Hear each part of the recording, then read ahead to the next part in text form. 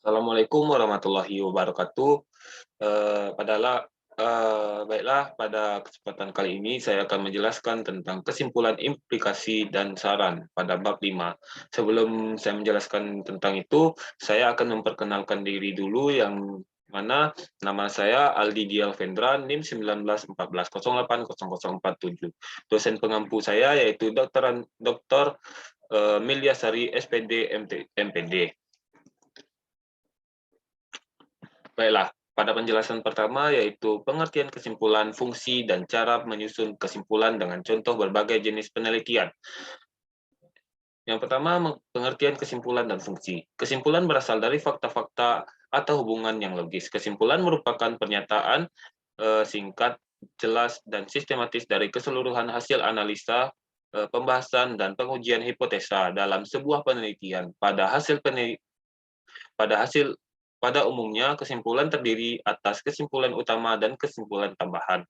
Kesimpulan berfungsi untuk membantu pembaca memahami mengapa penelitian yang dilakukan penting bagi mereka calon pembaca dan untuk mendapatkan pemahaman yang lebih dalam. Yang kedua adalah langkah-langkah menyusun kesimpulan. Sebagai langkah pertama, penulis harus menguraikan garis besar permasalahan dan kemudian memberi ringkasan tentang segala sesuatu yang telah diuraikan pada bab-bab sebelumnya.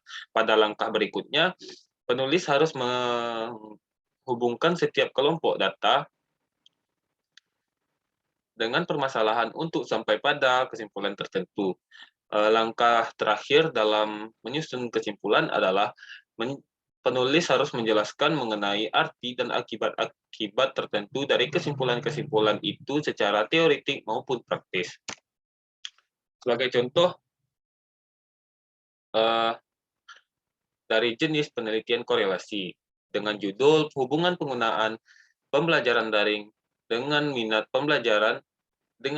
belajar fisika peserta didik SMA Negeri 15 Wajo. Dari kesimpulan skripsi itu, dari hasil analisis dan pembahasan penelitiannya telah dikemukakan oleh peneliti, maka dapat dijadikan kesimpulan bahwa ada hubungan positif antara penggunaan pembelajaran daring dengan minat belajar dalam pembelajaran fisika dengan nilai koefisien korelasi sebesar 0,750 atau 75%, yang menandakan bahwa data yang dapat berada pada kategori tinggi dan selebihnya disebabkan oleh faktor lain yang tidak diteliti dalam penelitian ini. Yang kedua ada implikasi penelitian dan contohnya. Implikasi sendiri berasal dari bahasa Inggris yaitu implication. Menurut KBBI, implikasi dijeda menjadi implikasi, yaitu keterlibatan atau keadaan terlibat jika dikaitkan dengan penelitian, maka mengandung arti manfaat dan kepentingannya. Selanjutnya, pengertian implikasi menurut para ahli.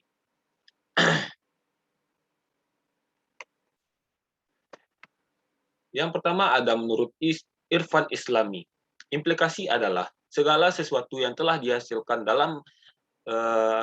dengan adanya proses perumusan kebijakan. Dengan kata lain, implikasi adalah akibat dan konsekuensi yang ditimbulkan dengan dilaksanakannya kebijakan-kebijakan atau kegiatan tertentu.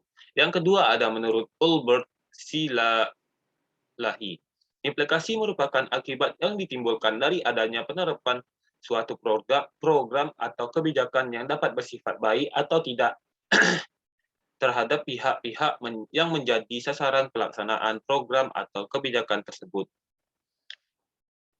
Implikasi dalam penelitian adalah suatu akibat yang terjadi atau ditimbulkan pelaksanaan kebijakan atau program tertentu bagi sasaran pelaksanaan kebijakan atau program tertentu bagi sasaran pelaksanaan program yang bersifat baik atau tidak baik. Implikasi sendiri merupakan rangkaian dan kegunaan akhir serta kontribusi dari sebuah riset terhadap kehidupan dan tantangan tatanan ilmu pengetahuan. Contohnya yang saya ambil yaitu dari penelitian eksperimen, yaitu pengaruh pembelajaran berbasis masalah terhadap hasil belajar biologi dan kemampuan berpikir kritis siswa SMA Negeri 1 Batang Puis. Hasil yang diperoleh dari penelitian dari judul skripsi yang saya baca, yaitu menunjukkan adanya pengaruh strategi pembelajaran terhadap hasil belajar biologi siswa. Hal ini memberikan penjelasan dan penegasan bahwa strategi pembelajaran merupakan salah satu faktor yang menjadi perhatian untuk meningkatkan hasil belajar biologi siswa. Dengan strategi ini, siswa yang berpikir kritis dapat membantu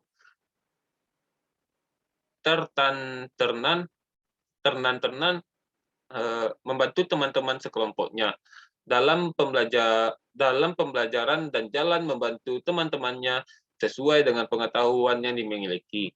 Melalui kegiatan yang demikian akan menjadi interaksi yang meliputi penyampaian ide, konsep, gagasan, atau prosedur kerja dalam memecahkan masalah dalam pembelajaran. Konsekuensi logis dari pengaruh strategi pembelajaran terhadap hasil belajar biologi berimplikasi terhadap tenaga pengajar untuk melaksanakan strategi pembelajaran berbasis masalah.